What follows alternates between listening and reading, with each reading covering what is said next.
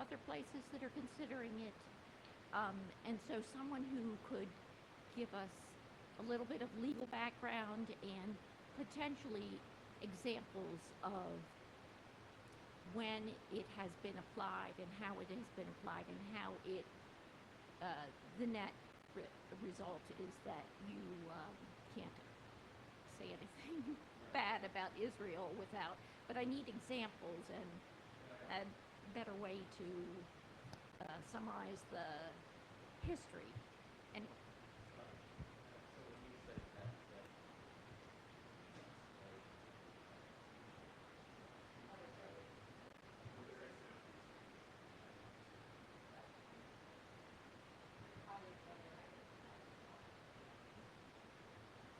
Yeah, which is passing quite a bit in many jurisdictions.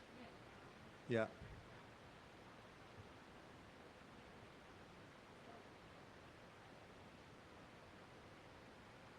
Yes.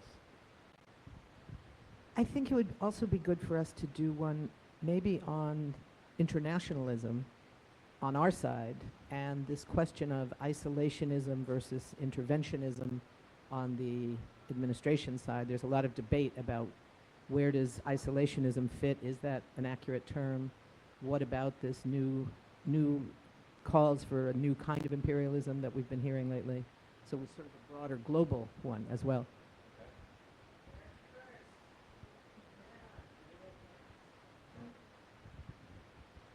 Some of us were at a conference, an all-day conference on religious nationalism, and I learned a lot during that, and it made me think that that could be kind of a good series of topics as well.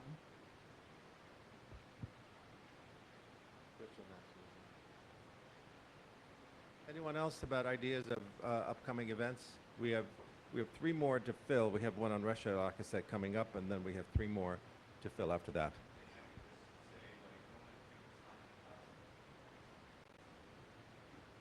Well, we have Norman coming here on March 16, so he'll be here speaking. We're looking at kind of big topics, kind of overarching topics, as opposed to specific issues. So I hear you. Yours is very kind of specific about a certain topic, but and we've had conversations on that, but I understand we need more.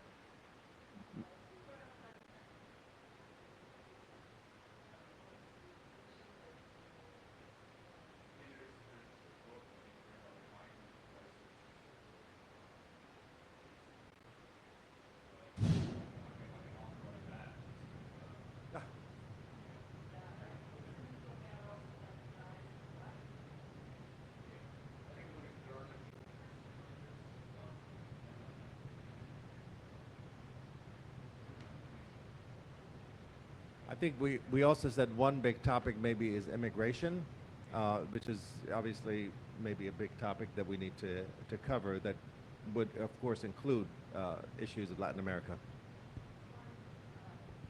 Related to that, there's I think a lot of people don't realize that disproportionately it's indigenous people who are immigrating in on our southern border, and that brings a lot of historical issues and other American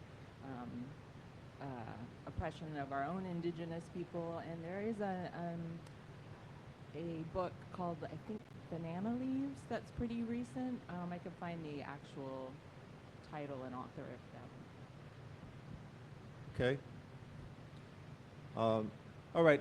Like I said, one of the reasons why we wanted to have this event is to bring people together, to create community, and really kind of connect with each other. I think a lot of times we're out in the street and everybody goes home after that, and this is an opportunity to come once a week to be able to check in with people, find allies, and continue the fight that I think we all agree we need to have. Any interest in having a series around more kind of responding to what's happening in the government today? Is there an interest in that? Maybe like a more kind of, maybe a weekly, maybe, because it needs to be daily actually, but yeah, hourly. But some kind of kind of addressing some of the changes that are taking place, some of the executive orders that are being put forward, and having a conversation around that and creating allies, maybe finding friends, finding people that are involved in specific issues and topics that are being dismantled as we speak. Any interest in that? Yes. The word what? Oh, I see.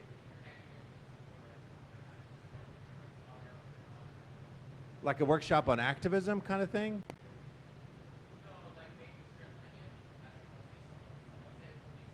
I see. Well, we want to do a series on ICE as well, and obviously the impact that ICE has, and what to do in cases like that. So there's a lot of topics. If you're interested, please fill out the form here for us, and we'll keep you in touch with upcoming events and programs. We appreciate you being here.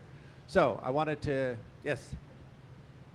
Could someone maybe volunteer to do like a 5-minute, 10-minute update every Sunday on what the latest is of the government issues that we have and court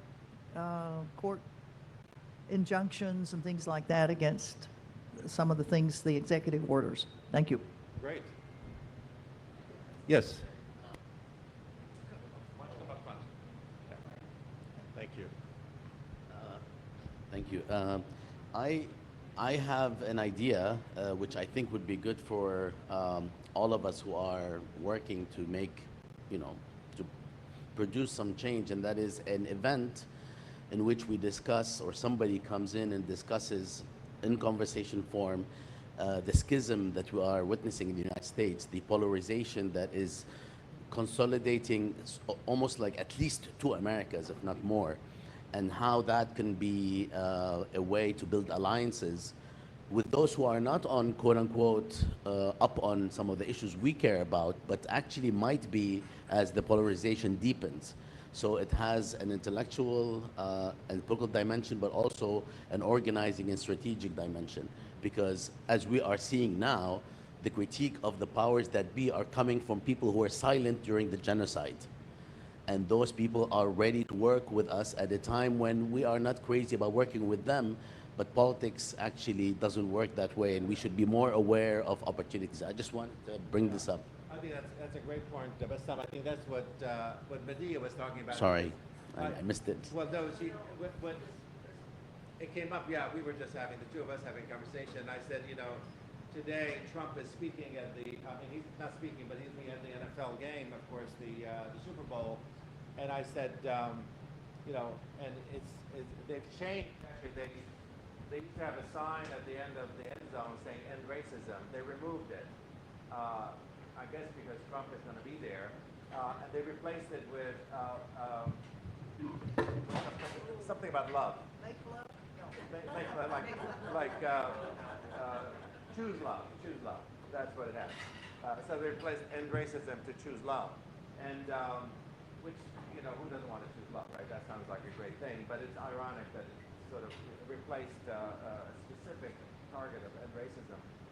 And I said to Medea, Kendrick Lamar is going to be singing. He's known for his, very forceful anti-racism kind of lyrics and stuff. And I said he should come out and just drop the mic and walk out.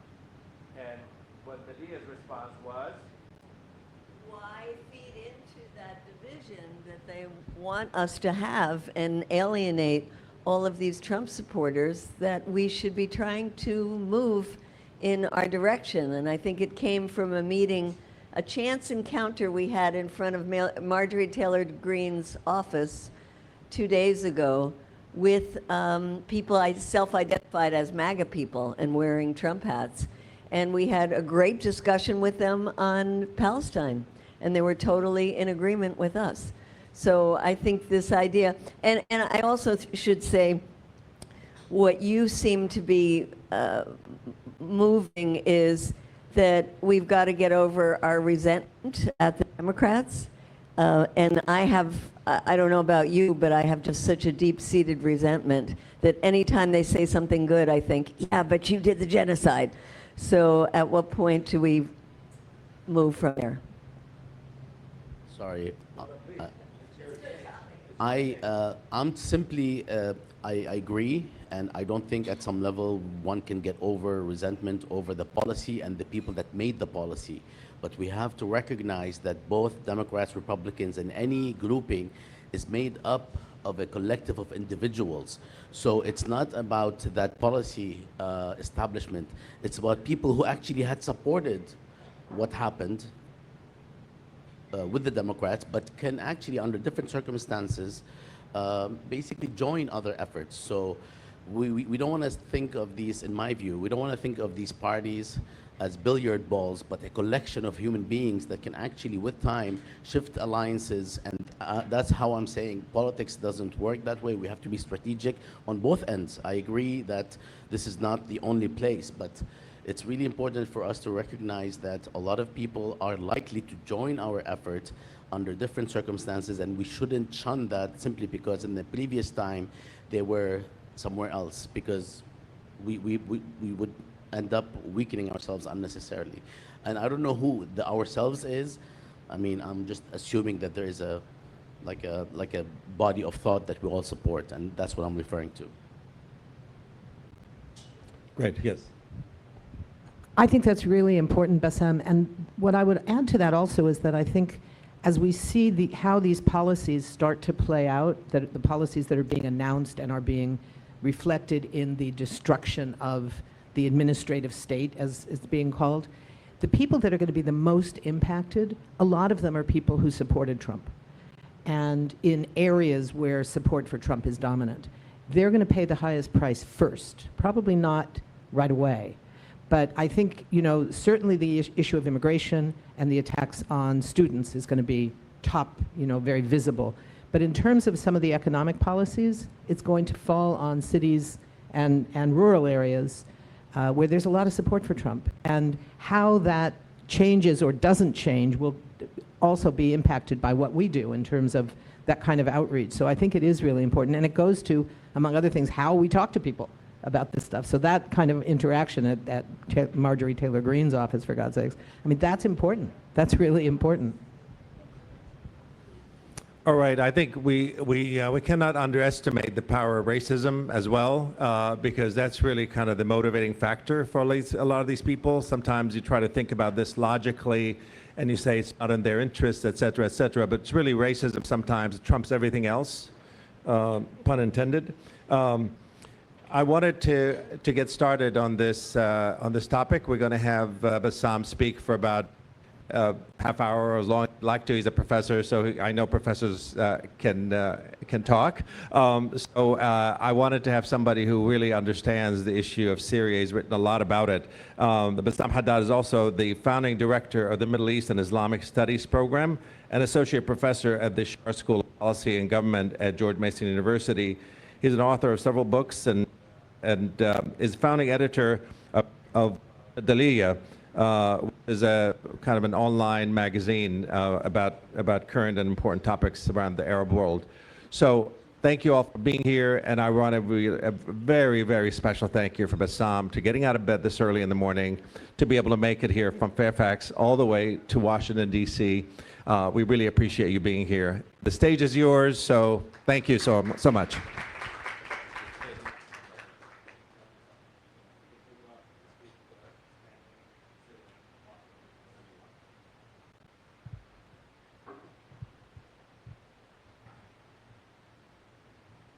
I'm gonna try the sitting down.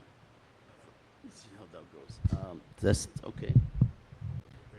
The first time in my life somebody raises the microphone for me. Thank you all for being here. This is completely uncomfortable. I have to stand up. I'm sorry.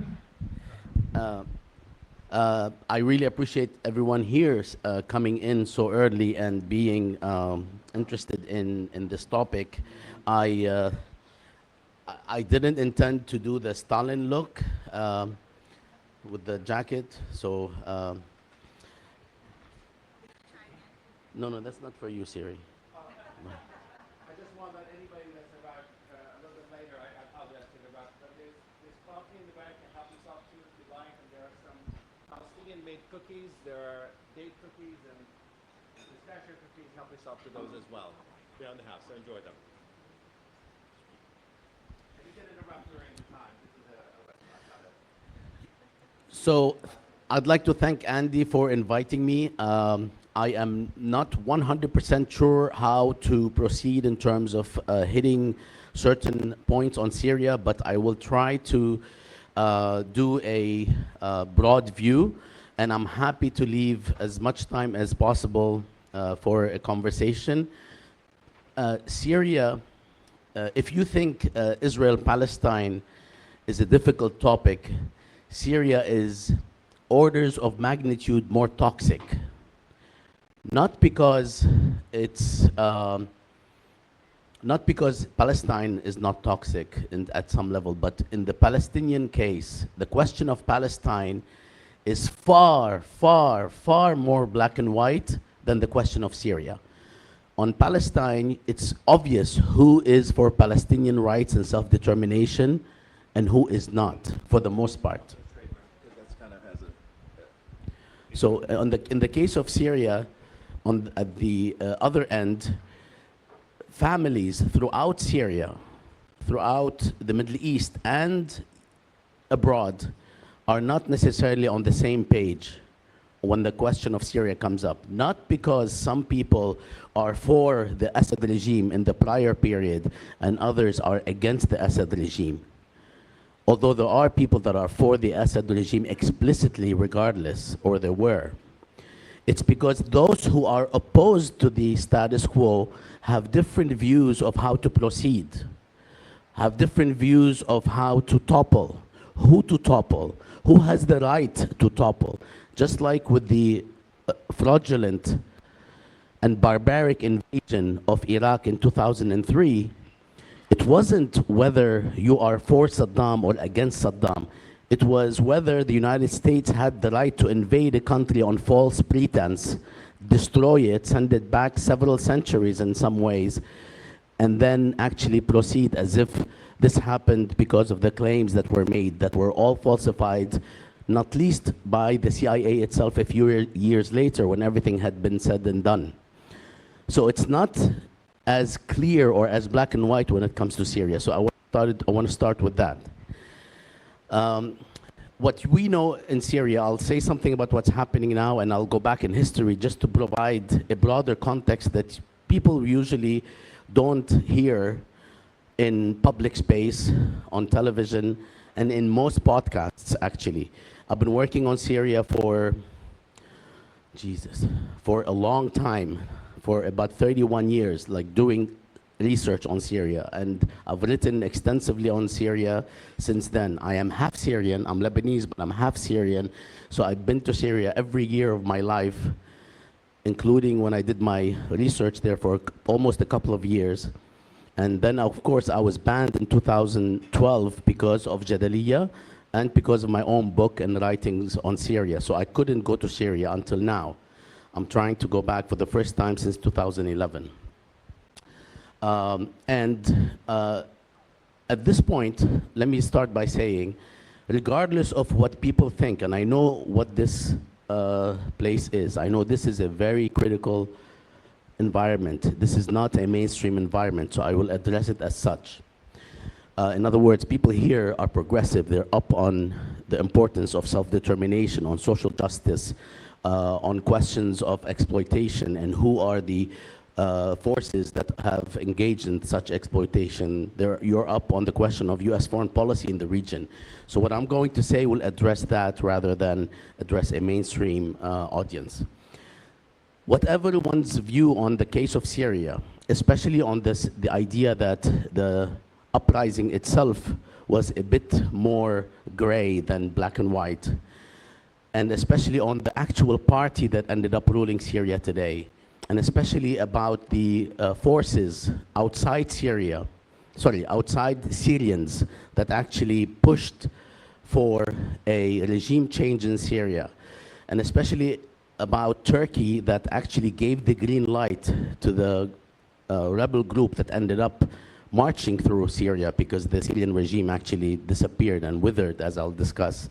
Regardless of our views of this, we all have to recognize that if we support the people of the region, then we must understand that the people of Syria are overjoyed as a result of the ousting of the regime, or the withering of the regime, or the escape of the regime, because the regime did escape in terms of its symbol, its head, Bashar al-Assad, on the last day, few hours before the rebels from the south, not the rebels from the north that now rule Syria, but the rebels from the south arrived in Damascus at 5 a.m.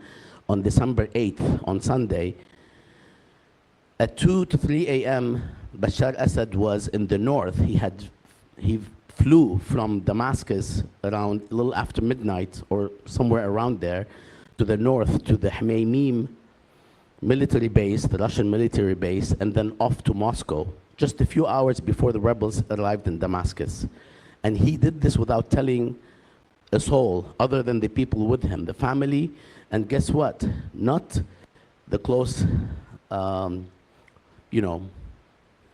co-commanders or what have you, but the financial advisors, two financial advisors, and we know the people by name by now, because the people that arranged for these planes, for this plane, and the people that arranged for the quote-unquote escape are still in Syria, and they shared the records.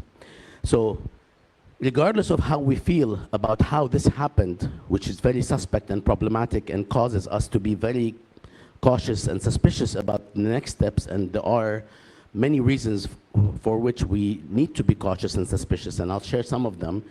We have to recognize that Syrians are happy, for the most part, including those who, during the uprising, supported the regime, whether because they supported the regime directly and organically and sincerely, which is a smaller group, or the larger group that supported the regime, who supported the regime in Syria because they feared the alternative. They did not appreciate the alternative that was either going to be just as exclusive, just as repressive, plus it would be supported, and it was supported by very problematic forces.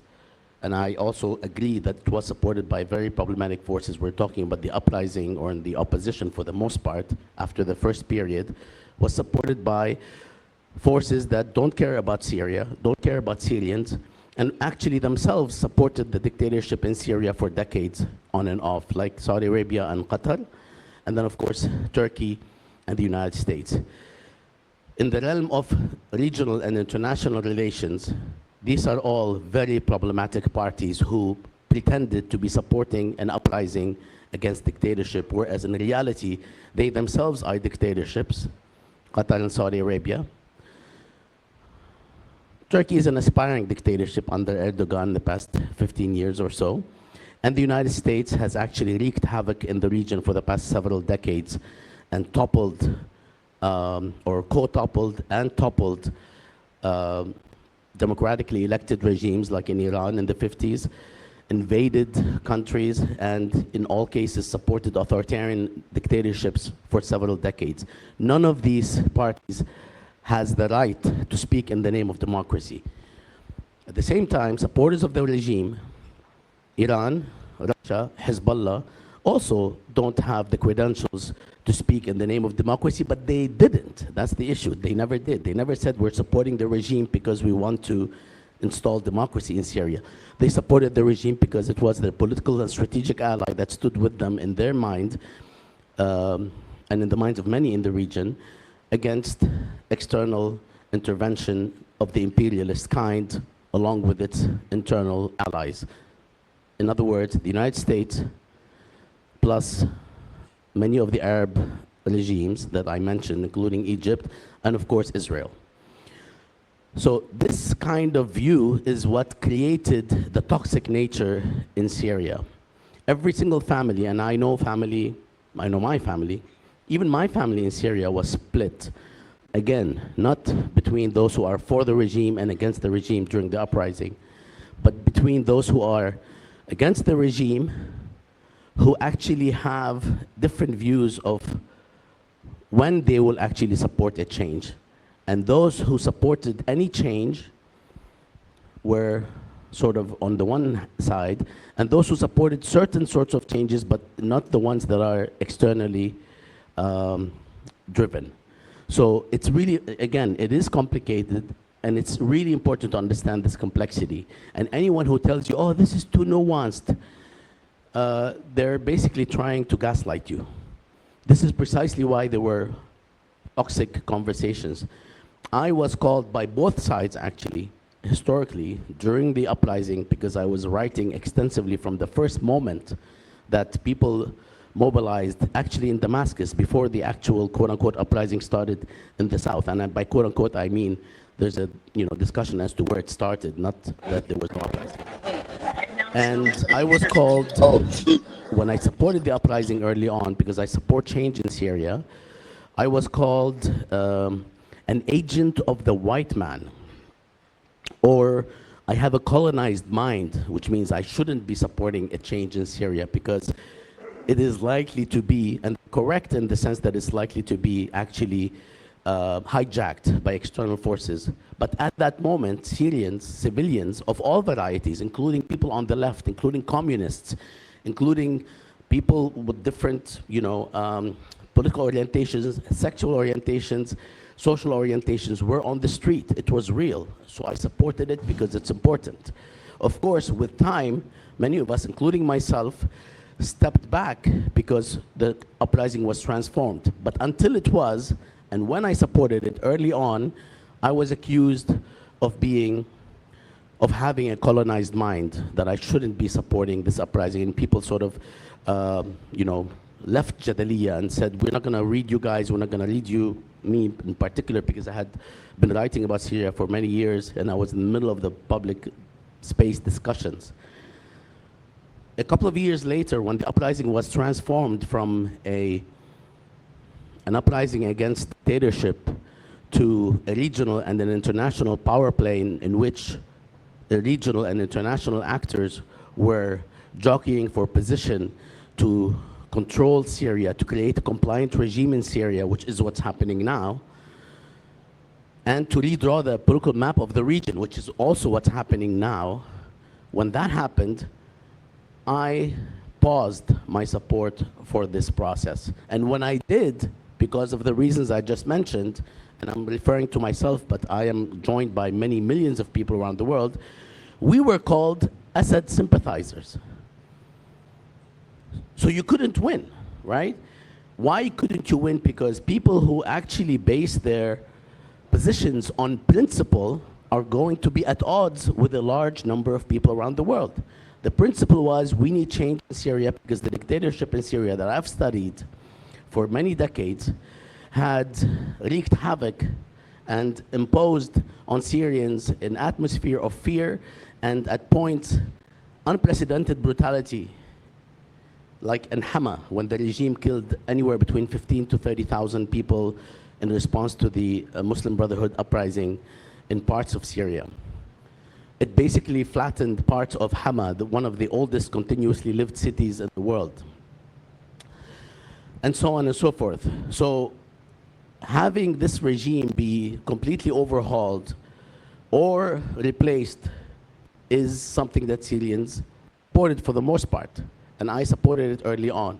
But when this became an external affair, when external intervention transformed the uprising into a proxy war and something that will not actually benefit those Syrians for whom I actually supported the initial uprising, I, of course, based on the same principle, stepped back my support.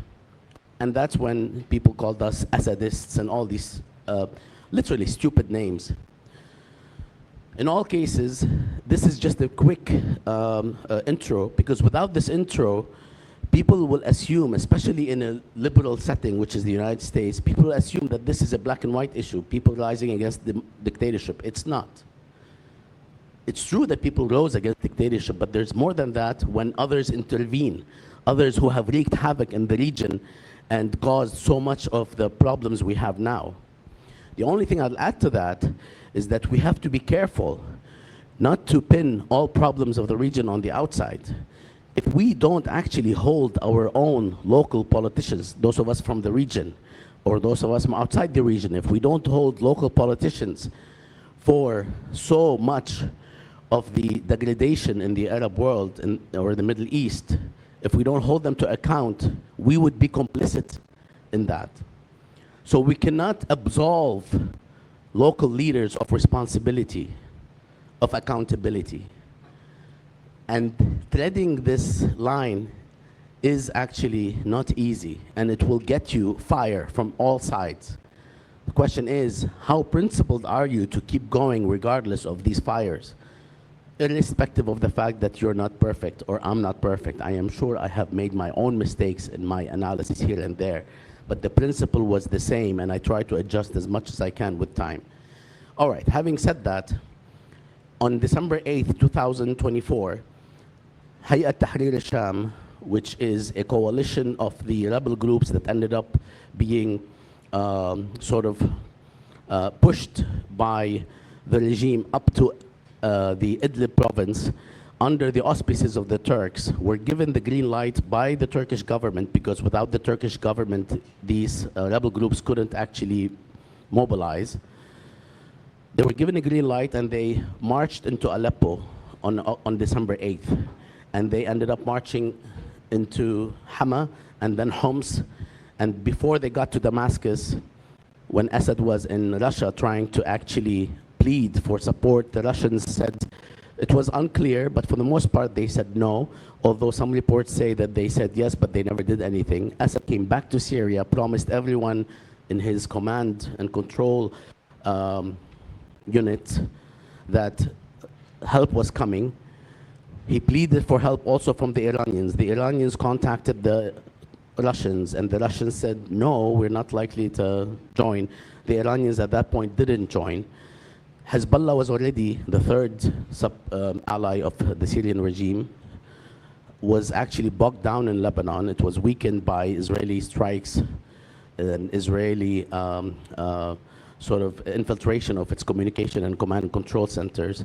So nobody did anything. And Assad, instead of coming out and speaking to his people and saying, to avoid bloodshed, we're just going to cede control, he simply picked up and left and hardly told a soul, besides a few people that we end up knowing that he told, because they also left at the same time, and others, for the most part, stayed behind. The leadership of HTS is now symbolized by the person of Ahmad al-Shara, who used to be called al-Jawlani, who had created originally Jabhat al-Nusra, which is an al-Qaeda affiliated group, after having fought in Iraq and then joined the Syrian uprising in 2011 when he was let out of jail by the Americans in 2008. That group ended up parting with al-Qaeda because him and al-Zawahiri didn't see eye to eye on some things, and then ended up actually undergoing some sort of transformation that so many people today make too much of, and so many people completely cancel out. And both are wrong, because there was a transformation. The rhetoric did change to an extent, but not so much that it became all-inclusive and LGBTQ friendly and so on. I'm just, this is an exaggerated statement, but it's not like it actually became something else completely, as we have seen today by some of the reports about what they have said regarding the question of gender, the question of minorities, and so on. Although, credit be to the people who now rule Syria under HTS with Turkish auspices, they prevented wide-scale mass slaughter and revenge campaigns. That doesn't mean that isolated incidents, many of them didn't occur in terms of, smaller, very smaller, much smaller massacres and individual lynching and so on. But overall, it's been relatively surprising, even to those who are actually vehement enemies of them in Syria. You talk to them over the phone and they say, I'm impressed. People came and burned the Christmas trees at night, because there are people who are like that, and they thought they have the power of the leadership behind them. And then by morning, HTS had ordered the replacement of all Christmas trees around Hama for the sake of having basically a peaceful Christmas. These are some of the things that happen, and it's not untrue, and it's not the only case. So there is an effort to be inclusive, yes. However, of late, in the past several weeks, we have had signs that this new leadership, with its proteges in Turkey and beyond, and I'll talk about the beyond in a second, have had or have made decisions that have increased the apprehension of everyone, because I keep saying that everybody is joyful in Syria, for the most part, most people are, but this joy is an apprehensive joy. People are happy, but they're not completely satisfied with how things happened, and they have doubts about the future. Those doubts have been reassured in the past few weeks, not least in last week's decisions that were made by HTS and by Ahmed al-Shara. And I will say something about that, but first I'd like to say something about the connection between this entire operation that toppled Assad, or toppled the regime. Actually didn't topple the regime. The regime just withered. It just disappeared. Nobody fought because of low morale. Nobody among the commanders, actually, very few exceptions, actually put up a fight against HTS or any of the rebels. Because for the past several years, especially after 2019 and 20, the Assad regime completely resigned, stopped supporting infrastructural projects, stopped paying even the people who would save it militarily from a downfall, paying them properly in a way that they could actually survive. That's why people left their bases. That's why commanders didn't feel that they could actually command, or tried and failed, and then they themselves left. A lot of people flew into Iraq the last few days to escape. So we have the degradation in Syria that also explains why Iran and Hezbollah were not excited about the Syrian regime over the past few years, let alone the Syrian regime's relative silence regarding the Gaza genocide, or the genocide in Gaza. They barely made a peep. And it's not too shocking, because the Assad regime historically has been bombed by Israel day in and day out, and they've rarely said anything. The Assad regime for the past several decades has barely done anything regarding Israel except through Hezbollah, or its support of Hezbollah. This is why the Syrian regime's credentials and the axis of resistance are not about what it itself did vis-a-vis the military occupation and apartheid state and settler colonialism of Israel, but it's about how it enabled resistance through Hezbollah, which is why some people say, oh, the Assad regime didn't do anything, which is wrong. They have, of course, and they have created, in supporting Hezbollah, the only credible threat and deterrence for the past several decades, or the main threat and deterrence for the past several decades against Israel. On the other hand, no, they have not done anything themselves directly. The border between Israel and Syria since 1974 is one of the safest zones on earth. And people who are gung-ho about the Assad role or the regime's role in resistance should understand that it's very complex, and the answer is actually no, they're not when it comes to what they have done directly. It's only meaningful in terms of what they have done as a bridge between Iran and Hezbollah and the rhetoric.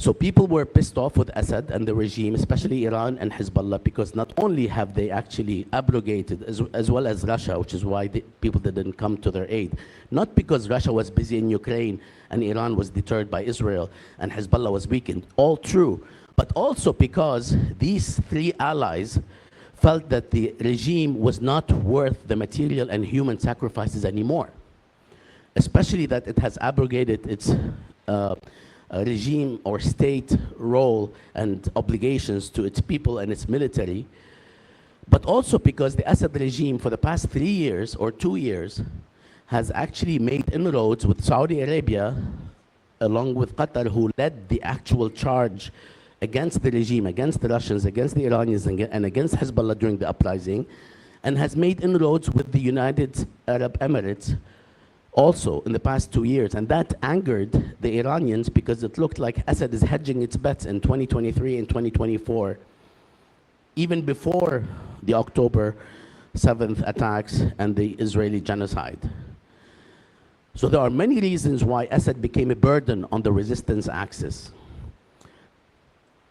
What happened on the other side? On the other side, Turkey, right after Israel and Hezbollah had it peace, sorry, not a peace, there will never be peace, had a ceasefire orchestrated and managed by the Americans, literally around 26, 27 November 2024, the next day, HTS was given a green light to march into Aleppo, thinking that they will face basically serious opposition by the regime, and they could actually begin the process of tearing down the regime. They did not know that it was going to be a cakewalk, and it was a cakewalk. So the question here is, who did Turkey connect with? Who did Turkey coordinate with? Clearly, we don't have answers. People who tell you they have answers, they're taking you for a ride. But clearly, they had connected and coordinated with the Americans, because they, and in a silent way with the Israelis, and of course through Qatar, which was is a silent partner so far with Turkey, although it will actually play a major role in reconstruction potentially. And then of course Saudi Arabia and the UAE on the side, because they weren't in on the immediate plans.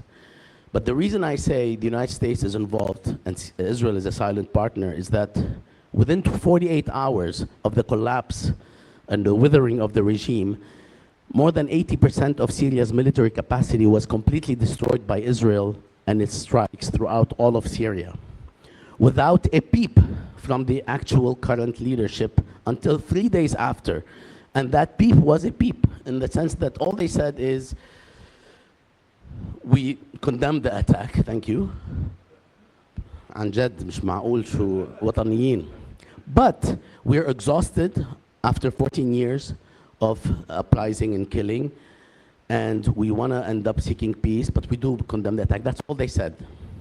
And of course, this was all orchestrated because not one country that speaks about sovereignty worldwide on the side of what is called the West said one word about the destruction of an entire country's military, almost, by Israel. So you could tell that this was also an understanding. Turkey barely said anything. There was an understanding that after the ceasefire with Hezbollah, Syria will actually be next in a way, and that there is an understanding of how to actually carry this out. There's an understanding that the new leadership, the HTS, will not use Syria as a base to attack Israel. Not that HTS or Jabhat al-Nusra or al-Julani has had a history of a rhetoric against Israel's military occupation and settler colonial existence. Actually, the more time passes, the more words like peace and stability in the region dominate, as opposed to emphasis of Palestinian self-determination and what's happening in Palestine. The word genocide hardly actually appeared in the literature of HTS.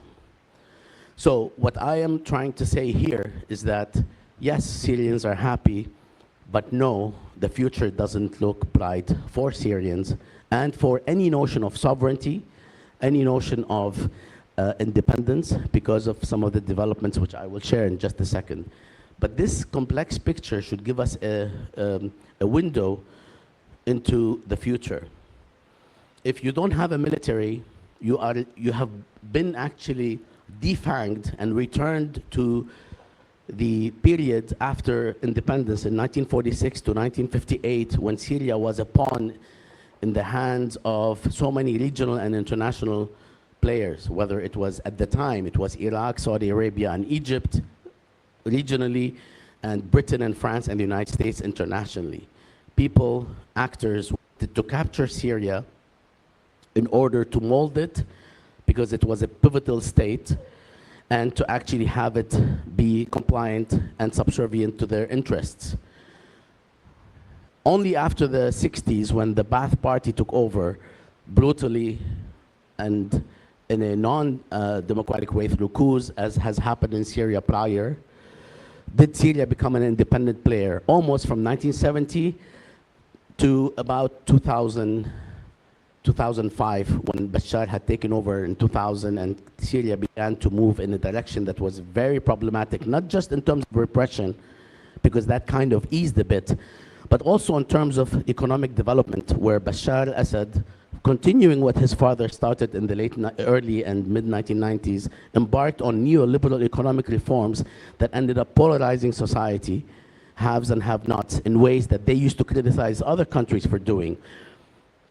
They did this by supporting a business, what I call in my book, the business networks that combined state officials and business people who actually ended up siphoning off much of the profits within the country through exemptions, corruption, distinctions, and so on, and created a vast polarization in Syria that did not exist in the 60s, 70s, and 80s under the regime's semi-socialist reforms, which also were mixed with a repressive atmosphere, to be sure.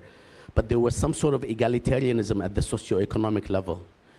When this egalitarianism was shattered, starting with Assad Sr., but exacerbated by Bashar after 2000, it created not a revolution, because the revolution in Syria only happened because, at that moment, because of the domino effect from Tunisia and Egypt actually engaging in their own uprising, but created basically the kind of mass discontent that set the stage for mass mobilization. When would that take place? We didn't know. Nobody predicted, not just in Syria, but in Egypt or Tunisia, that there would be an uprising after 2008, 9, and so on. Nobody can tell you, nobody can point to a thing they said or written that predicted that. In fact, the World Bank, peace be upon it, no, I'm joking. The World Bank actually produced a book this big, extolling the virtues of Tunisian and Egyptian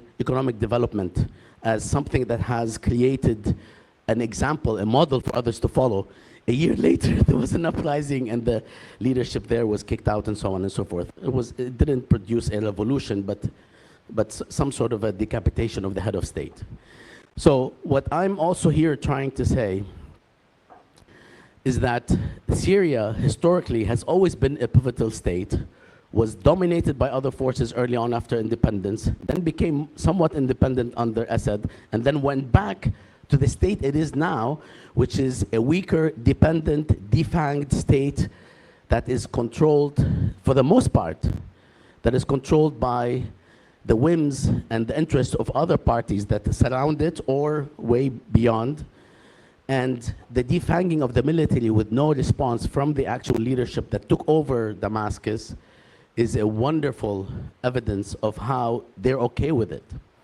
And this is what worries Syrians, the question of sovereignty, the question of territorial integrity. As you all know, the Kurds in the northeast are allied with the Americans, who are still there siphoning off all of the oil resources of Syria for like many years now, more than a decade. And you have pockets of ISIS. Of course, everyone likes ISIS. Everyone thinks that people don't like ISIS. Everyone loves ISIS, because ISIS is a wonderful card to play by the Americans, by the Syrian regime, by the Turks, by the Russians. Everybody cited ISIS before they killed and attacked people in Syria. Everybody's fighting terrorism, everybody's fighting ISIS. Nobody wants to completely get rid of ISIS. There are still pockets of them in Syria that could be taken out and could have been taken out completely after the ISIS base in Raqqa was taken out in Syria. But they're still there. There's also a number of, a huge swath of land that is controlled by Turkey. So you have the US and Turkey in the north and northeast. You have Israel that expanded its occupation of Syrian land beyond the Golan Heights to include parts of southern Syria and southwest Syria. So Syria right now is in a very precarious position.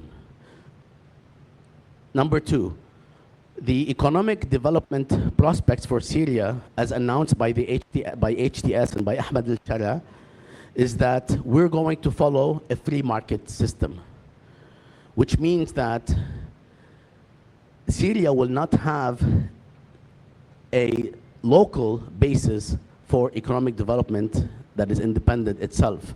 It will be open for investment, and the highest bidder will actually be able to play a bigger role in Syria. So Qatar, Saudi Arabia, potentially international financial institutions. We go back to the 1990s that we're trying to get rid of in terms of the Washington Consensus and the consequences of social polarization and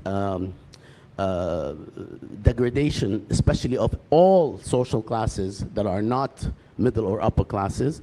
So we're likely to go back to that unless there's a miracle that takes place, which nobody sees, I don't see.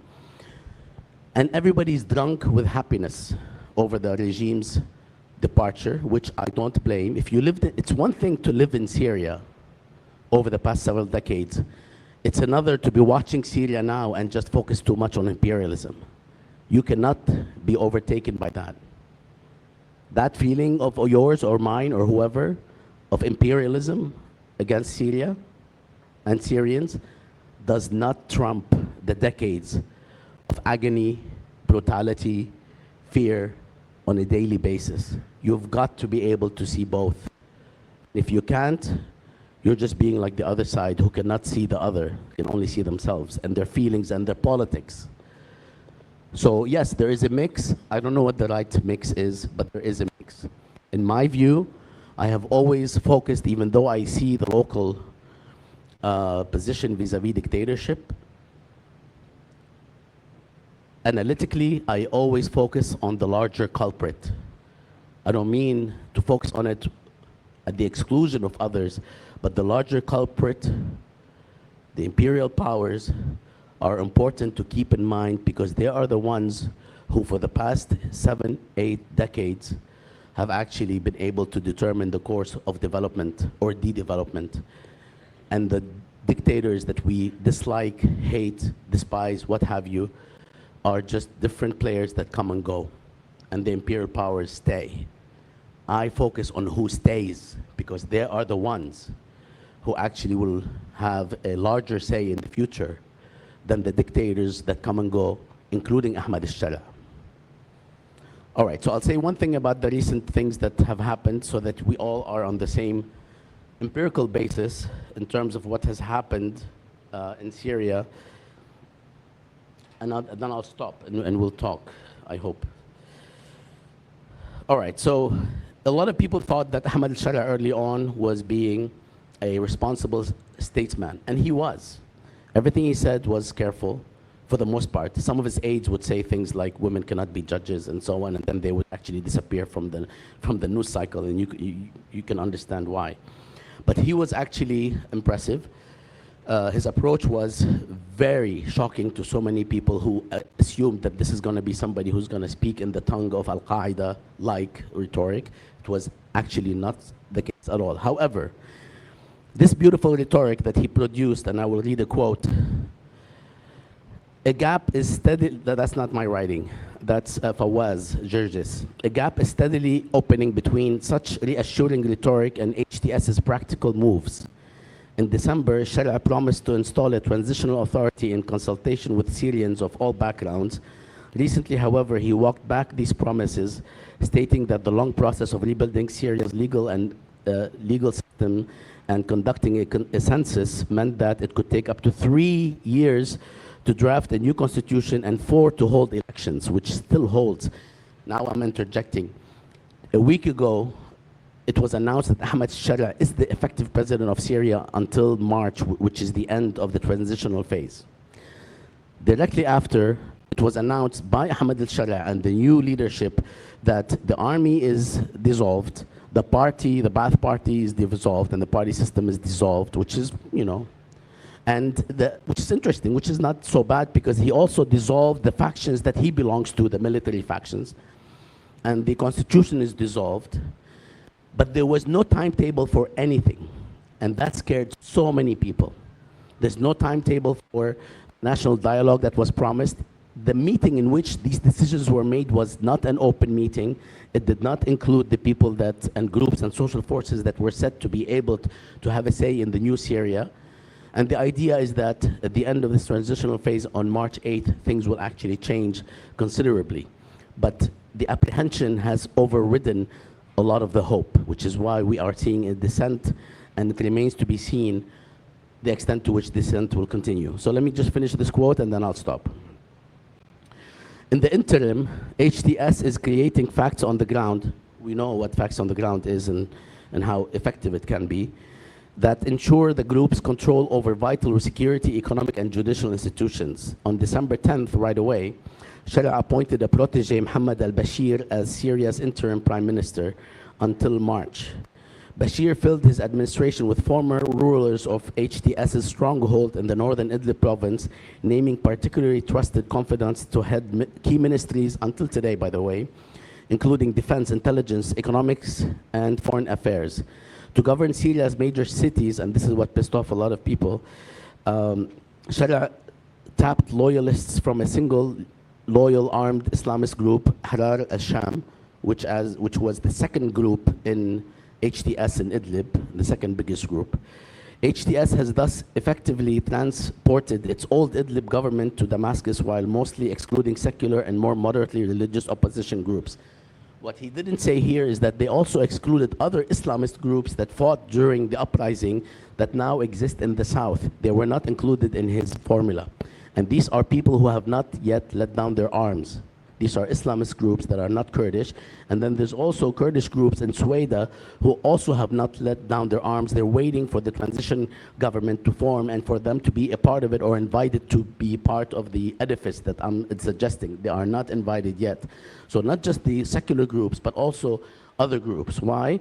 Because potentially Turkey and its other allies have a hold over HTS, but not a hold over the other groups, which tells you that the apprehension is more and more justified by the day. He then swiftly and unilaterally promoted 50 hardline Islamist commanders to senior military posts, including foreign fighters from, check this out. These are people who were now our commanders of Syrian cities and provinces, including commanders from China, Egypt, Jordan, Tajikistan. If you can point Tajikistan on the map, if a Syrian can point Tajikistan on the map, even though in terms of geography they're really good compared to Americans, it'll be interesting. And Turkey. These are people who are on the Syrian edifice right now. And rebels, not pro-regime, not secular, not whatever, rebels who joined the fight against the regime are excluded. It is clear that the new Syrian military will police an Islamic identity for the country. The defense ministry instituted a 21-day Sharia law course for new recruits alongside their military training. Sharia likes to emphasize that the December revolution belongs to all Syrians, but so far he and his Islamist coalition partners are behaving as if they alone toppled Assad and that the spoils belong to them. Syria's secular nationalists and activists have been completely shut out of the new government to an extent that has shocked them. In fact, if you look at what's happening inside Syria right now, so many coalitions are forming. It's not about being secular or not, socialist or not, belonging to, really progressive groups or not. But a lot of the people that are not HTS are forming coalitions and organizations that are likely to contest. This is the best ray of light that we see in Syria. And in case you think it's all doom compared to the Assad years, these people are allowed and are forming these organizations in peace so far. I say so far because I'm worried, but so far they're doing something that Syrians have not been able to do since frickin' 1963. They're meeting in large groups. They're talking shit about the person in power. Openly, on the mic, in podcasts, inside Syria, in Damascus, half a mile away from the palace. That's amazing. You have to understand and recognize that. Question is, will it continue? And that's what we all have to look for. So I'm going to walk around with this microphone for anybody that has questions.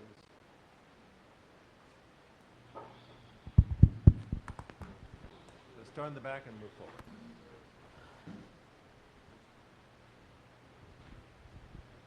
Thank you very much for that detailed and informative description, bringing us up to date with current developments in Syria. And as someone who really doesn't know a lot about Syria, it seems a lot to take in, let's say, right? There's a lot to think about. Some of it is maybe can be optimistic. Most of it seems kind of depressing. How do you foresee, or what do you see the U.S.'s role moving forward now vis-a-vis the Syrian government? Do you see the U.S. advocating for some kind of divided state, something similar that people are foreseeing what's going to happen in Iraq, for example, right? Dividing to different sections or different parts, where each group has a majority in that section. I mean, do you see the U.S. splitting up Syria, moving forward? And also, kind of part of that question would be, what do you see the role of Israel as well moving forward in the Syrian government? Thank you. Andy, should we take a couple questions so that we can take as many? Yeah.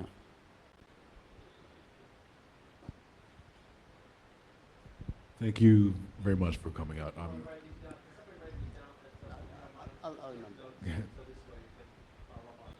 And so I too have very limited information about Syria, so I want to take a step back. It's a very simple question, actually. From what I understand, there's an Alawi minority has been traditionally in Syria, and assuming this is true, what is the connection, if any, between Hezbollah/Iran and the constant going to Hezbollah for help? What's the last word? The constant seeking out help from Hezbollah. I was wondering if there's a connection between that, those two things.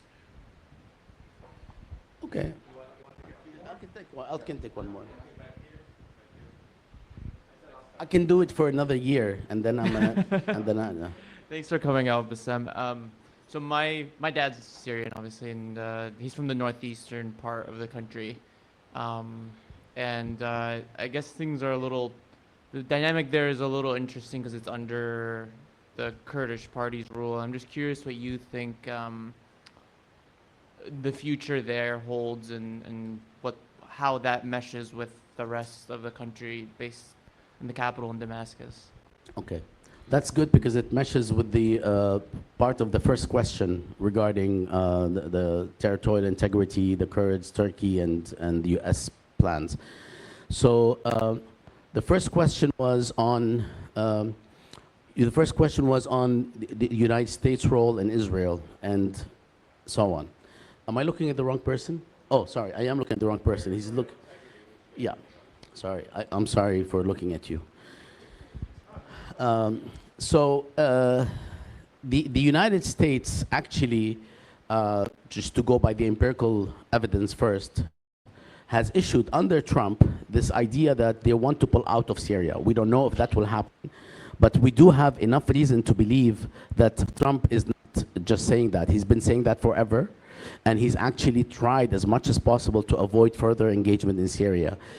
At the same time that we know that there have been assurances given to the Turks by the Syrian leadership, which is very much beholden to the Turks, as well as by the Americans, that they will not make Syria a base for Kurdish parties that will allow the Workers' Kurdish Party, which is the one that Turkey is most worried about, to actually use to launch anything against Turkey. So no, I don't think, to cut to the chase, I don't think the Americans, the Syrians, and the Turks, which is funny because this affects the Kurds, the Turks, will create in Syria what we have in northern Iraq. He's typing his the security code, and it's very difficult. Yeah, I know, I saw you were struggling. So the Americans and the Turks and the Syrians will not create in northeast Syria what they created in northern Iraq, right? I don't think that will happen, because of many, many reasons that have to do with the change in geostrategic situation from 2005, 6, 7, 8, 9, and today.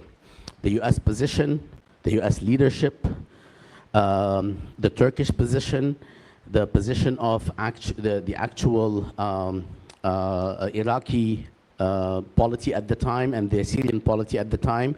And who's the overseer? The overseer today is Turkey.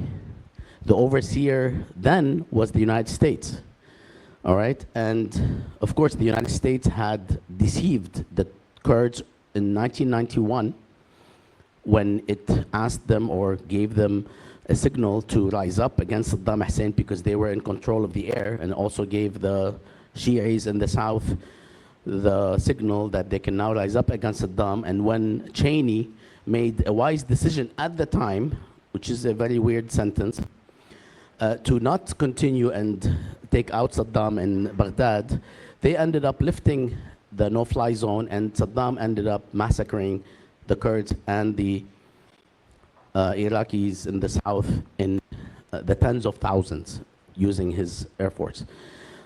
In this case, the Americans, who at the time had their own reasons to actually create a situation in northern Iraq, they don't have it now. They are not in control now. The Turks are. So I don't think that will happen. What is it that will happen, going back also to your question, is a question of what presence the US wants to maintain, if at all, in Syria, and what are the negotiations between the Syrian leadership today and the Turkish leadership regarding the role of the Kurds. That's why the Kurds, who have been, in my view, along with the Palestinians, and maybe there are other groups that I'm ignorant of at that level of tens of millions of people, the Kurds are actually more populous than the Palestinians, as far as I know. They have been screwed by everyone. And today they don't trust the Syrian government, they don't trust the Turks, and internally they don't trust the Americans, right? Because of what has happened, and because the Americans is not one thing. The Americans are many different things, and now it's an even different thing with the new leadership. So it is very difficult to guess, but I can, if you want something to make you relax, they will be screwed somehow. No, I'm joking. I mean, they're not going to be given what I think they are looking for. They're not going to be given a level of autonomy that is something that they seek, and certainly not sovereignty. And without the Americans there, they're going to be facing the Turks and the proteges, the Syrian government. So it's not looking great. At the same time, that given the interests of Turkey and the new Syrian government, I don't think they're going to be completely repressed. So it's not a good formula, but it could be something that doesn't descend into chaos, brutality, and a form of savagery. I mean, I know that's a wide range, but that's all I can say with intellectual integrity. In terms of Hezbollah, why did Hezbollah come to the aid of Syria? Does it have something to do with the Alawis? Very simple, quick thing about the Alawis. In Syria, historically, the Alawis are about 10-11%, Christians are about 10%, Sunni Muslims are about 50 to 60%, Sunni Muslim Arabs, and then the Kurds about 5 to 7%, and then you have Ismailis, very small number, Druze about 2 to 3%, and so on. So in Syria, if you count all the minorities, you can get up all the minorities plus non-Syrian Sunnis, which is Kurds or Syrian Kurds, you can get up to 40%, 45%. So it's not what people think.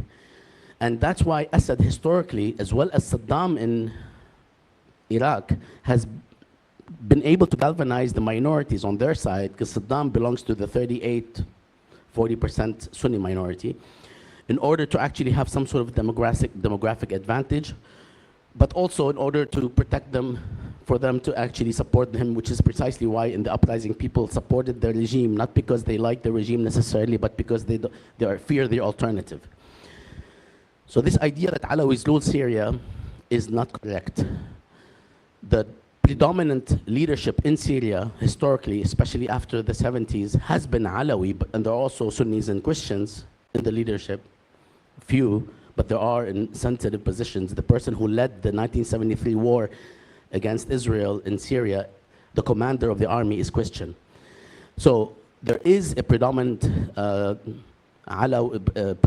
leadership is predominantly Alawi, but the policies of Syria has never been Alawi policies. If you go to Alawi cities and zones in Syria, they are just as badly treated and disadvantaged as everyone else, with the exception that if you have a connection with the leadership or somebody in the leadership, yeah, you have an exemption, you have a distinction, but not everybody is connected. So it's important to know that. So we have to get that sectarian lens sort of outside the purview of our analysis, even though it is the focus of US mainstream media, and sometimes US progressive media, not because they believe in it, but they talk about it a lot. That's why I didn't even mention it. It's not really as dominant as one thinks.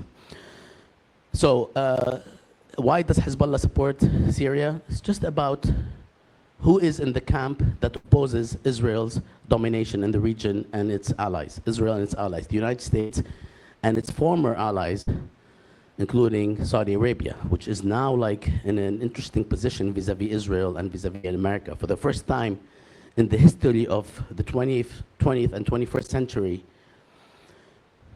Trump, by making that sort of discursive fart the other day, was able to unite all the Arab world for the first time in 100 years. It's never happened. Nobody's been able to unite the Arab world. Even Saudi Arabia and Egypt said, no, this is not going to work. Jordan, the small, tiny country that cannot breathe without US support, said, we will actually enter into a war with Israel if this actually happens, in terms of, relocating Palestinians to Jordan. So, yeah, it's resistance that brings Iran, Hezbollah, and Syria. You could be against resistance. A lot of people who listen, maybe not in this space, are like, this is bullshit. It's not about resistance. This is about, Iran being the larger evil, which is everyone's favorite thing, partly on the Syrian opposition historically, and in the West. Iran is the only problem in the world. That's all they see. But in reality, whether or not these folks are doing a good job or not, that's not the point right now. Iran, Hezbollah, and Syria playing a bridge role rather than an active role, is the axis of resistance against these actors. So that's why they are supporting them. That's why Hezbollah supports Syria. However, I have to note that Hezbollah reluctantly entered into the Syrian fray. And when they did, they lost a lot of political capital, including with someone like me who supports the resistance against Israel and imperialism, but I did not support the entry into the Syrian fray because they ended up killing ordinary Syrians, not just the kind of radical totalitarian group members that were intent on taking over Syria and actually potentially move into Lebanon and so on. So that's why Hezbollah reluctantly entered, but they entered because a few years back, 5 years before, if it hadn't been in 2006, I was marching with this guy, Rami al-Amin. We were marching in the streets of Washington, opposing and protesting US and Israel's, well, it's always the US war, but Israel's war and invasion of Lebanon in 2006, right? If it hadn't been for Syria, Hezbollah would have been decimated, or at least would have been completely defeated. But the victory they actually were able to effect, a victory as in the Israelis weren't able to do much, not because they actually destroyed Israel or destroyed its army or anything like that, is because of the Syrian ability to provide them with weapons.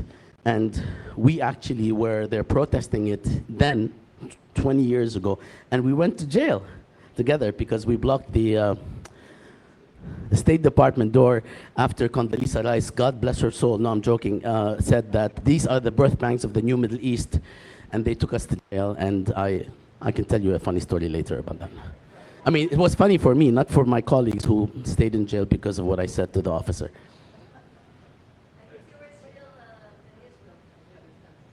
Oh, Israel. I mean, really? Do we need to... Israel... I mean, the idea is that Israel, of course, has controlled the Golan forever, since 1973, and now they control several miles around the territory from Lebanon to Golan to parts of Israel's border, and of course, within Syria. They are about 18 miles away from Damascus in some of the parts. And I know a lot of people would love to say that Israel wants to control the entire Middle East and take over. They can't. I mean, the population isn't there. So it's one thing to talk about this because we understand Israel as a settler, colonial, apartheid, military occupation that is racist and bona fide, all bona fide true. Finally, international human rights organizations like Amnesty International and Human Rights Watch actually attested Israel is an apartheid state in 2021. It took them a few decades, but they got to it, thankfully. Yes, but we shouldn't think that that's their goal.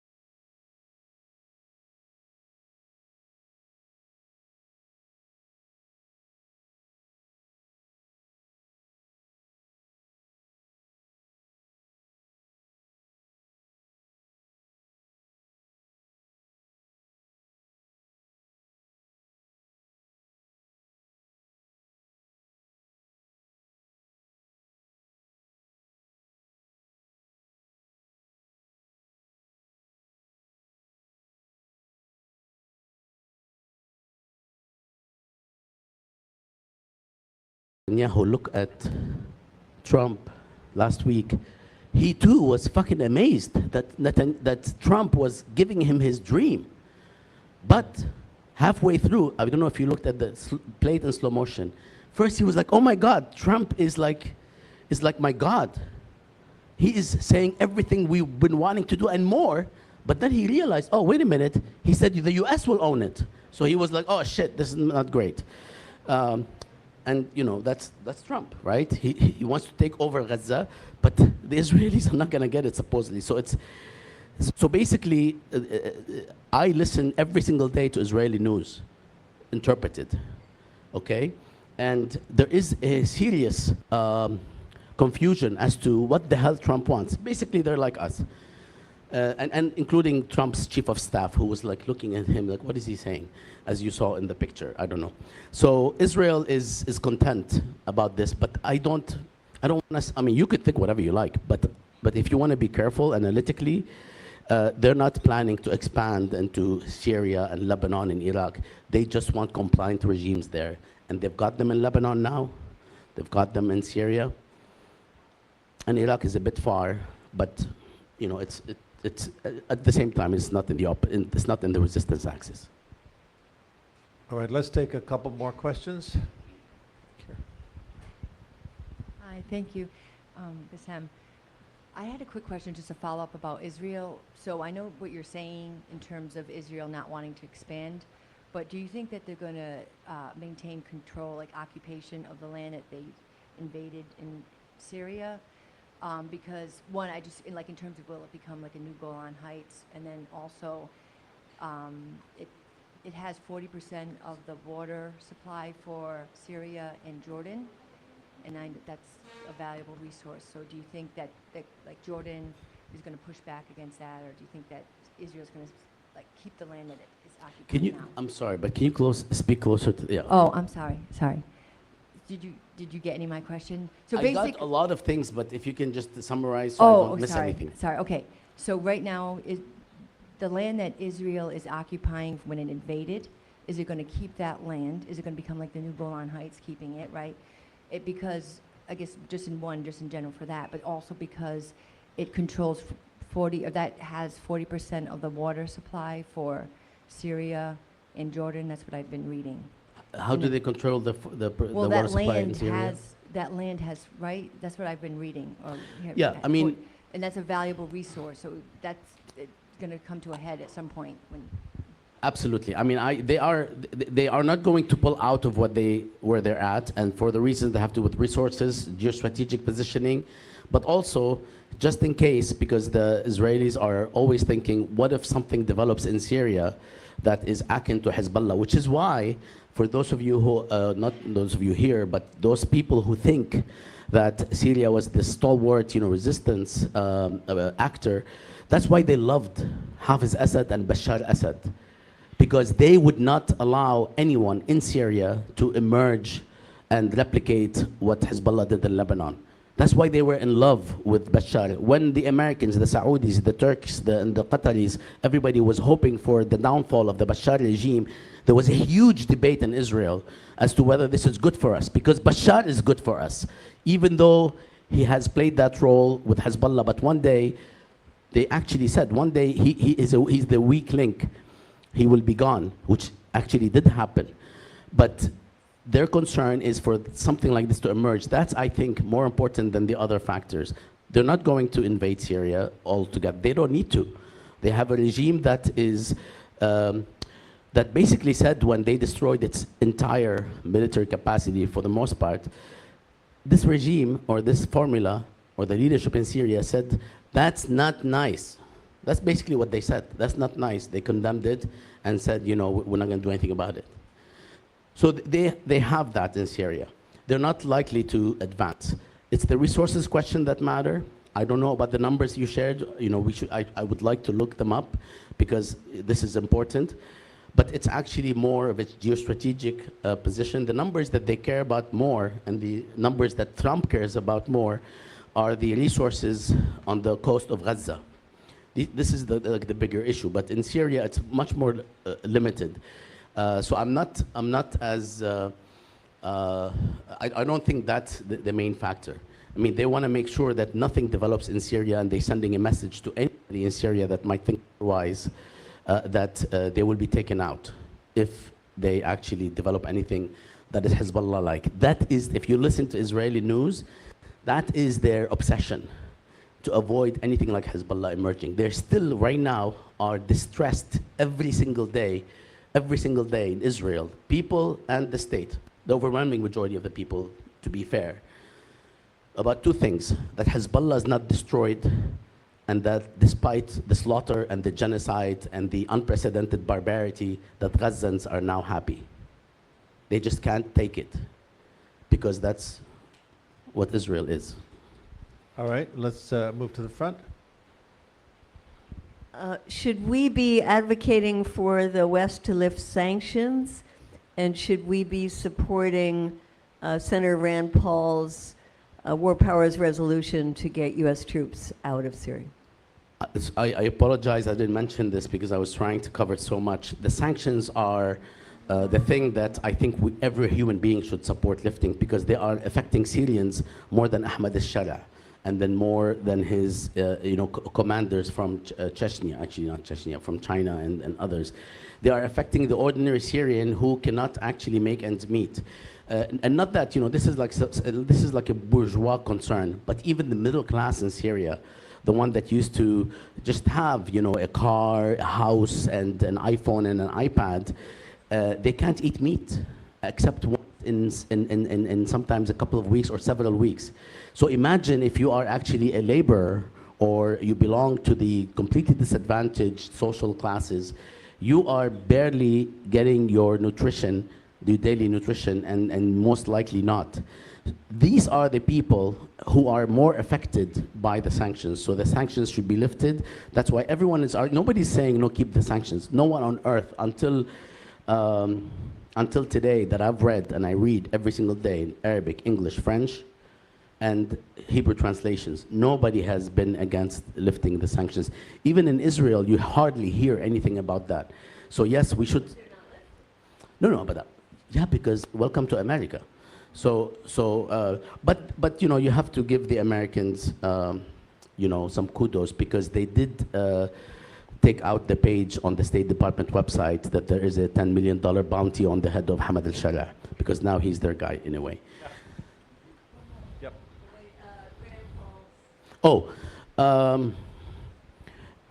Rand Paul's. Has a War Powers resolution to get the troops out. Since the early 1990s, when I was protesting at George Mason, no, actually in 87, 88, when we were protesting the Intifada and U.S.'s support for Israel, and then in 1990, 91, we were protesting the U.S. campaign in Iraq and invasion.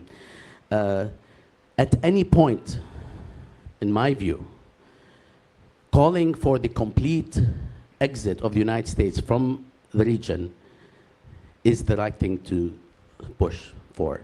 At any point, there is no empirical evidence of any intervention except once that has actually been even neutral or positive or even neutral to the region. And that is when they interfered to halt the tripartite attack by Britain, Israel, and France against Egypt in '56. So they played a role there, right? For their own reasons. The point is that I'm always for withdrawing of US troops. And when people ask me what is the best US policy in the Middle East, just get the fuck out. Even though there will be like problematics, but get out.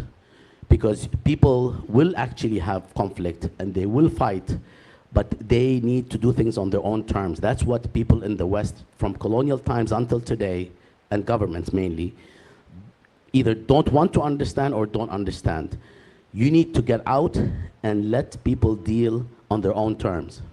Okay. Clarify the sanctions. What are they saying has to be done before they're Who's? What is the U.S. saying? I mean, they've been saying many things, but ultimately they want to make sure that the new leadership in Syria is a known quantity before they do anything, not just in terms of sanctions, but also in terms of how they connect with Turkey, Israel, the other Arab countries, and figure out what they're going to do themselves. I don't think they will move before they will not even consider, in my view. If they do tomorrow, I'll be happy to be wrong. But before the transitional phase is over, I don't think they'll even make serious statements about that. And in my view, this is not at the top of the agenda of the United States today, if you look at what's happening in the White House. Hey, on December 8th, I was in Istanbul when all hell broke loose on the streets, and every one of the 3 to 5 million Syrians that were in Turkey, I think we saw on the streets of Istanbul celebrating. The humanitarian organization that we were working with said that that has projects all over northern Syria, said that there were like 21 U.S. military bases, small bases. Would you describe what you have heard about the number of U.S. military in northern Syria and what those bases are doing? I mean, since there's a big debate about this in terms of the extent to which the U.S. is involved in Syria. And those who think there's a debate are those who actually don't know or don't follow. In 2008 and 9, as a result of various undercover operations that have been actually exposed by WikiLeaks and other means, right? I mean, there's Project Sycamore, a whole bunch of things that show that even before the uprising, the United States actually was trying to instigate movement within Syrian quote-unquote civil society, which is why people are suspicious of some of these groups. And people say, why are you suspicious of this group? It's pro-democracy. I understand it's pro-democracy, but that's what powerful countries do, and they're able to do. Just like Israel infiltrated Hezbollah, the United States has infiltrated so many parts of the Arab world. So I think a huge part of this, I'm sorry to go on a tangent, but I would like to say this. A huge part of not understanding the United States policy in the region is because people think the United States is another nation state. The United States is not another nation state. The United States is the most powerful empire in human history and has more than 140 bases all over the world, and actually controls militarily, can control like most of the world at any one point. So they always have things happening. So the question of, is the United States involved in the Syrian uprising?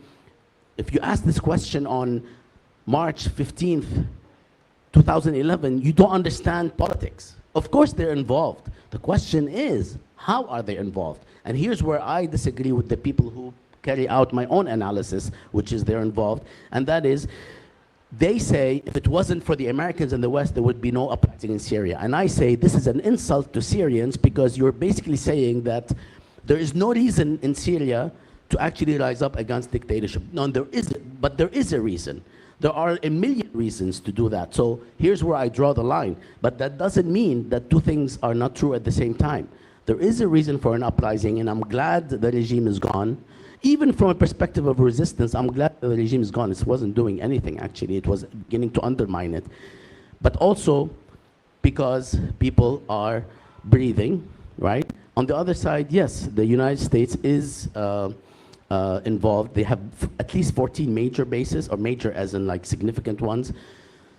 There could be 21, some people say 28, I am not 100% sure, but there are 14 bases, and what they're doing there, they're just holding fort and controlling, for the most part, resources, because all of Syria's oil, upwards of $2 billion, sometimes $4 billion, sometimes $1.5 billion, depending on the season, are basically extracted, and this resource is not benefiting all Syrians. So they're an empire, so they're holding fort. And just like their position in the Gulf, it's not like we're getting cheap Saudi oil. That's why we're friends with the Saudis. It's just that we don't want others to be in control of that region, because we're an empire. Our calculus is different than other nation states. So there is a reason for them to be there. And when Trump says, let's pull them all out, his aides say, whoa, whoa, whoa. It's not about, how much we're spending on these people. It's about who we are. And if you want to just pull people out, just think of the 120, 30, 140 bases we have all over the world. So basically, he's continuing to get an education, right? And they started 4 years, but then he took a break for 4 years, and now they're educating him again. That's why he blurts things out, and then you see him walking them back, because there were discussions. And I don't think anything will happen until the transition period is over. Even then, there is no reason for the U.S. to act in Syria. There's also influence by Israel that you shouldn't get out now, right? Israel is comfortable that the U.S. is there. Because if the Americans get out, if the Turks begin withdrawing, the only country that is illegally violating Syrian sovereignty would be Israel. So Israel has an interest in some sort of a precarious situation that would keep all of the other foreign troops in Syria. Thanks. This is amazing, Bassam. Thank you. My question comes off in some ways of this issue about the Kurds and also about Turkey. So there's a history of earlier regimes in Syria having supported U.S. positions and Israeli positions. It was not always so resistant. The attacks on Palestinians at Tel Zatar, the joining the U.S. coalition against Iraq with the Syrian Air Force. In that, and of course keeping the Golan Heights quiet, assuming that the new government, whatever shape it takes, carries out some of those same kinds of policies which really were supportive of the U.S. and supportive of Israel, at least of their interests, how does that play out vis-a-vis the question of the Kurds in Syria and their relationship to Turkey? Because in the past, when you talked about the history of the U.S. screwing the Kurds, which they've done over and over and over again, and presumably will this time too, when they make the judgment, do we want to support Turkey or do we want to support the Kurds? Well, Turkey's a lot more powerful. It has resources. It has land. It has everything the Kurds don't. So the U.S. is ultimately going to go with them. How do you think that's going to play out in the global context with whatever shape this new government takes? These are long-standing issues that have to do with where Syria is located and its relationships with these different forces. So how do you think it's going to thread that needle? It's tough. This is a very complicated set of concerns, and I could just say this, that the U.S. will not do what the Kurds that are now its allies in Syria want, especially under Trump. Trump, if you look at the bigger picture, and you can say whatever you want about Trump, and we can all do that, and we have been, but Trump is more content with just leaving things alone in a way that doesn't hurt the United States. In the mind of this administration, if you read so much of what he's, if you listen to, he's not written anything. If you listen to him and look at the 4 years, even the 4 years from 16 to 20, and the way he just sent some Tomahawk missiles to Syria, which was like bullshit really, but he just had to do it. They want to make sure that stability that allows them not to interfere or not to expend resources, his interest is resources, can only be achieved under the auspices of a state like Turkey. He is completely aware, the United States government is completely aware, even the government in general, is completely aware that supporting the Kurds is going to be a headache. It's a situation that will get you maybe back into Syria because it's likely to go wrong because you're not able to guarantee the path. Whereas if you support Turkey and you get guarantees that they will actually, along with the Syrian leadership, create some sort of space for Kurds in the northeast, that this would be far more stable than just going on to, and supporting the Kurds. Keep in mind that there's an important thing here, and that is Syria is not a prize for the United States. Iraq is a prize, and Iraq's oil is a prize. And who is there, like the Kurds in the north, where a lot of the oil is different than the Syrian case. The Americans are not invested in Syria. There's an important interview with Obama in The Atlantic, maybe the only thing in The Atlantic worth reading, by Joe Goldberg, where it's obvious, that Obama, who is, very disappointing on so many counts, was saying ultimately Syria, is not a prize for us, right? And I think continues with Biden and Trump, except that Trump is more erratic, so he'll go back and forth rhetorically, but in reality, there's not going to be an investment in the Kurds. And what happens in the future, in my view, depends on this connection between those who actually coordinated the November 27th mobilization, which was supposed to happen before, by the way. It was kept on being delayed because HTS has been planning for this for 5 years.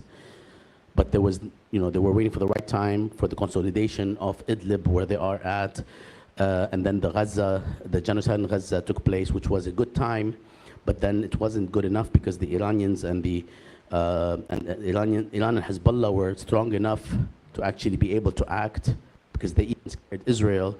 But then when they were actually, their power was diminished and deterred, respectively, Hezbollah and Iran, that's when they thought it's a good time. But then they also waited, and these are the reports that we cannot guarantee, but they also waited until there was a ceasefire. And the ceasefire is actually the moment when they actually entered into Halab, or at least marched into Halab. So yeah, I think it's going to depend on Turkey and those it coordinated the takeover with, which I believe are the United States, Qatar, and now you see Saudi Arabia coming hard into the situation. In fact, the first head of state that Ahmed al-Sharia visited after becoming, the ruler of Syria is Saudi Arabia. And the first head of state that actually came to Damascus after the collapse of the regime is the Qatari one. So that actually kind of sums things up. So these are the people the countries and the actors that we have to keep an eye on to figure out what might or might not happen generally, but also to the Kurds with no high hopes. Sorry for the gentleman in the back. I think he left. He's like, fuck this, I'm not staying. Sorry.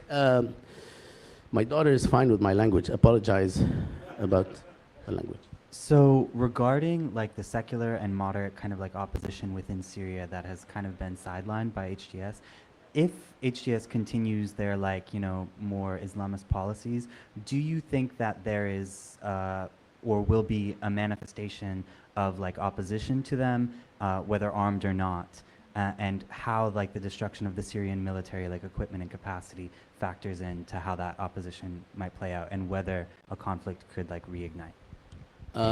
Couple of quick things. First of all, the HTS is not actually necessarily carrying out Islamist policy. They're carrying out policy, some of them, depending on the ministry and who's the spokesperson. Yes, it has the religious undertones and overtones. So it's not, a blanket statement, number one. Number two, and this is before I answer. Number two, we have to be careful that secular groups, including really progressive groups, LGBTQ groups in Syria, which I actually know, and along with all the other groups, I am aware of who they are. I met with all of them over the years. Be careful not to assume that it's the Islamists who are against the secularists and the progressive groups. It's not about Islamists or non-Islamists, it's about patriarchy, which can be actually, look at what's happening in Egypt vis-a-vis the same groups. And it's by a guy who calls himself ultimately, or a regime that is a secular regime. So we have to be careful not to assume or connect repression of social groups with the Islamists, even though it is possible, but it's much broader than that. Even in Lebanon, where they speak of secularism and all of this freedom, they crack down on social groups that they feel will actually hurt their own reputation as a state or as a regime or as leadership.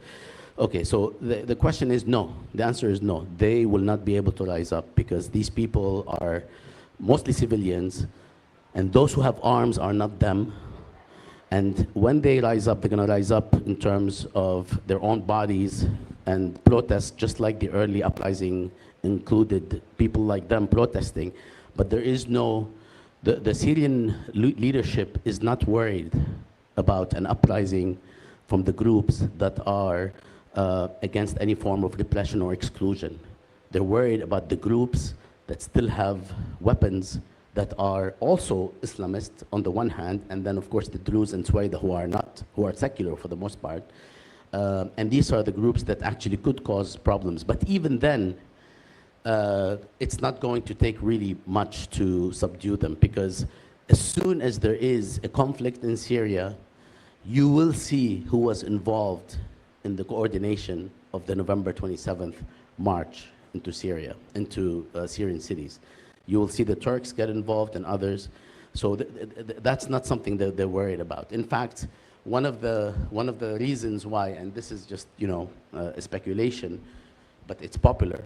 One of the reasons why the HTS wasn't so upset about the destruction of military equipment is because nobody can get to it to use it against HTS anymore. HTS has its equipment, has its arms. Nobody else does. The only significant group that are the Kurds in Northeast, who are under American auspices now, and the various Islamist rebel groups in the south, and they are really, a smaller quantity. So there's no security concern of a high level, but there are concerns, and I think they don't rise to anything significant. I could be wrong, but I have not seen one report that speaks of a security threat, a military security threat to the current leadership. Plus, the Syrians won't accept it. If the rebels in the south start firing, they will lose everything. Because many Syrians, all Syrians, most Syrians, let's say most Syrians, are going to consider you illegitimate if you start something like this, unless it was, significantly provoked.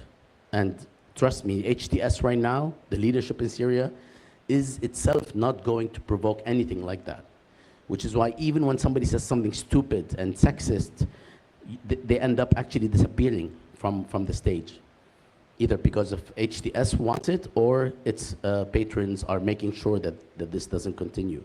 It's trying to appeal to the rest of the world, it's trying to project an image, and in my view, understanding how the world has amnesia, and especially the United States, the more time that passes and the less time we watch Syria, the more it benefits them because they can then do the things that one is worried about. But right now, they are on their best behavior. All right. Well, thank you so much. Can you, yes, please. And a special thank you to your daughter, who's been extremely patient this whole time. I'm sure she listens to you a lot. She's beautiful. Thank you She's on for Roblox. Yeah. Thank you for sharing this with us. What resources would you give people if they want to learn more about this very, very complex topic, as you said? The one thing that I will not recommend is Al Jazeera, whom I recommend on everything else. Because Al Jazeera's reporting on Syria rivals CNN and how bad it is. It's bad because they are invested in the rulers of Syria.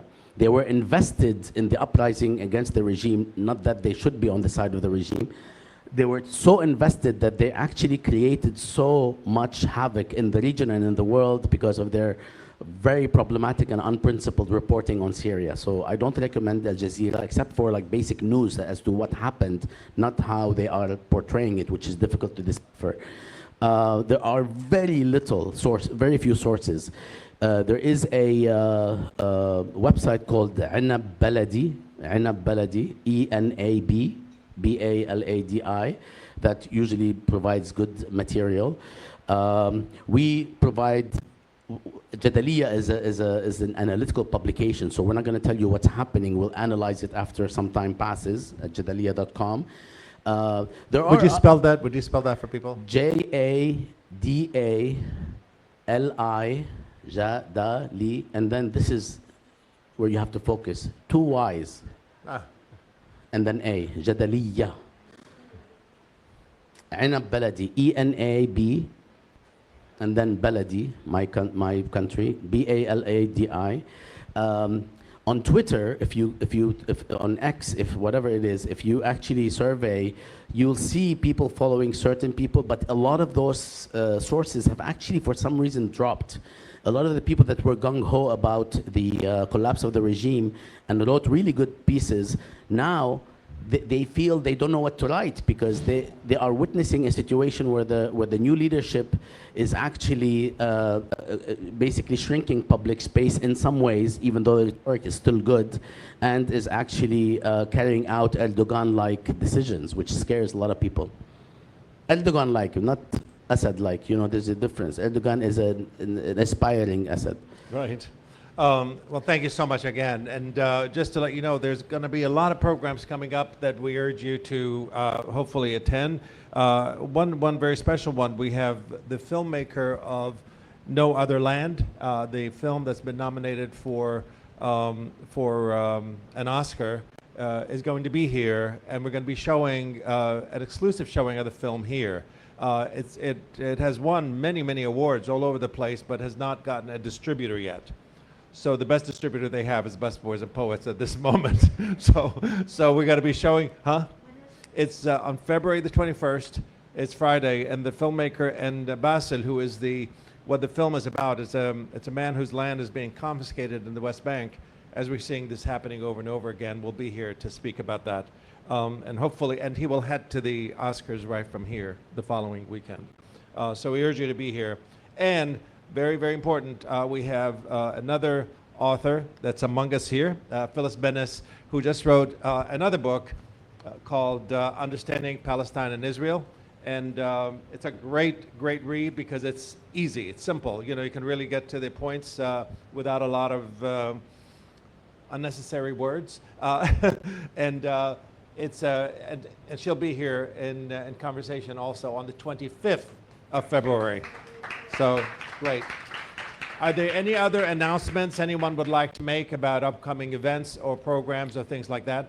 And Leila, you're here. Yes. So this young woman, Leila, she is you're from Gaza? From the West Bank, I'm sorry. You're from the West Bank, and she brought with her, did you bring stuff with you? She brought with her a suitcase full of Palestinian handmade products. Some beautiful things, the tatri stuff, some necklaces, some jewelry, some things like that. And it's to help her and her family and others who are involved in this to be able to sustain themselves. So thank you for being here, and you're available for the next whatever time if anybody would like to look at some of the products that she has to offer. I know this was not a big event for this kind of thing, but you know, any opportunity is great. Any other announcements? Anyone else? I have a quick announcement. Yes, please. Okay, very quickly. Three of us were all academics, but we're a little nutty. A year and a half ago, we started a new series called Three Arabs and we do what is called emergency teachings that are satirical. Okay, besides the more 120 events that we put together on PalestineInContext.org, which I'd love to ask you if you can share with people because it's the largest compendium since the genocide. Aside from this effort is called Emergency Teach-ins. We've had more than 18 of these over the past genocide. This next one on Tuesday is going to be called Is the United States Becoming a Shithole Country? And you can find it on number 3 Arabs and on YouTube. And you can find all of the previous ones, including the one we did in the fall, titled How to Make Supporters of Israel's Genocide Feel Safe on Campus. So check it out. This is a group that I think will appreciate the satire, because sometimes all you can do vis-a-vis the crazy things that are happening is actually to satirize them. So I hope you can take a look. Myself, Sinan Antoun, and Adil Iskandar.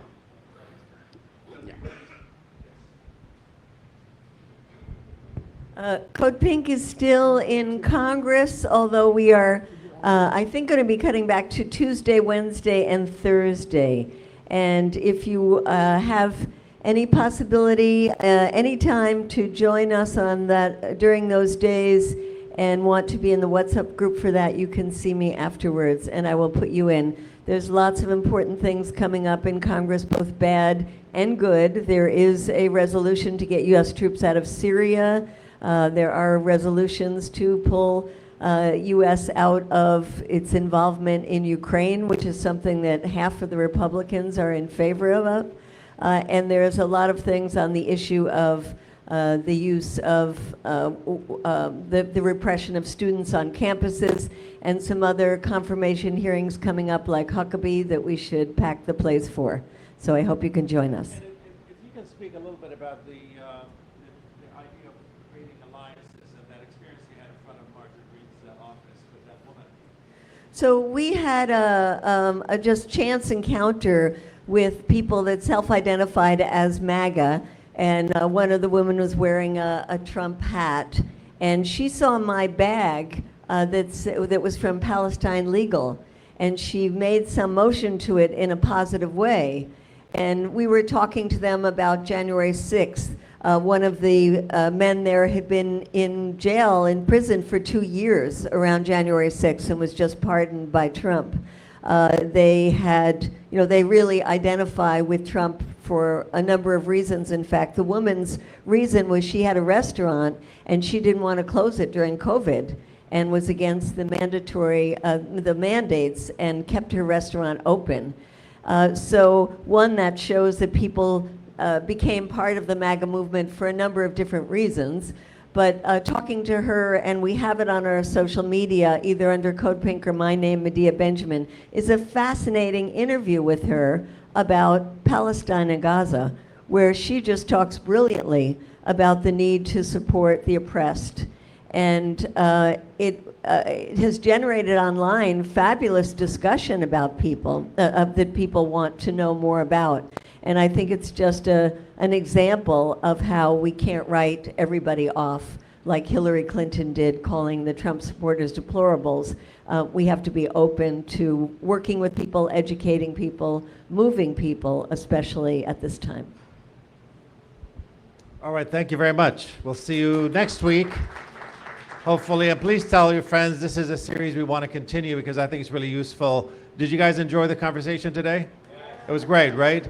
I think you learn a lot when you focus on one issue and go into it deeply. We're fortunate to have such great people among us here, living here, and of course, Bassam is one of those. So thank you so much for gracing us with your presence. Appreciate it very much. We'll see you next week when we talk about Russia with Professor Peter Kuznick.